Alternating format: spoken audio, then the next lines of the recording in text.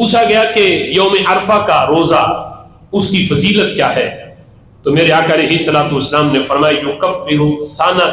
سنۃ الماضیہ والباقیہ، فرمایا یہ ایک روزہ پچھلے پورے سال کے اور آنے والے اگلے سال کے گناہوں کا کفارہ ہے، یہ ایک روزہ۔ اور مزید ایک حدیث میں ہے یہ روزہ 2 سال کے روزوں کے برابر ہے، جو ایک رکھے اللہ اس کے نام اعمال میں اتنا ثواب درج کرتا ہے کہ جس طرح اس بندے نے 2 سال کے روزے رکھے۔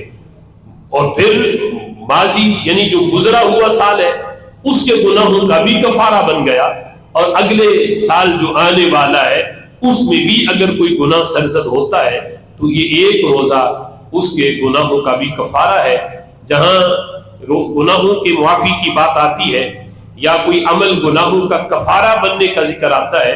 تو اس جگہ پہ صغیرہ گناہ مراد ہوتے ہیں، اور کبیرہ جو گناہ ہیں وہ بغیر توبہ کے ان کی معافی نہیں ہے۔ اور وہ گناہ کے جن کا تعلق بندوں کے حقوق کے ساتھ ہے،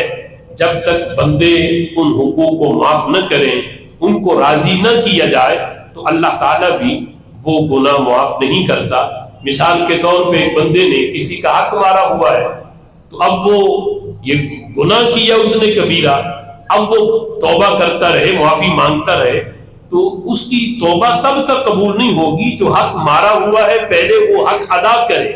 پہلے وہ اس بندے کو راضی کرے، اس کا حق ادا کرے، وہ بندہ راضی ہوگا تو پھر خالق کائنات جل جلالہ بھی اس کا یہ گناہ معاف فرما دیتا ہے۔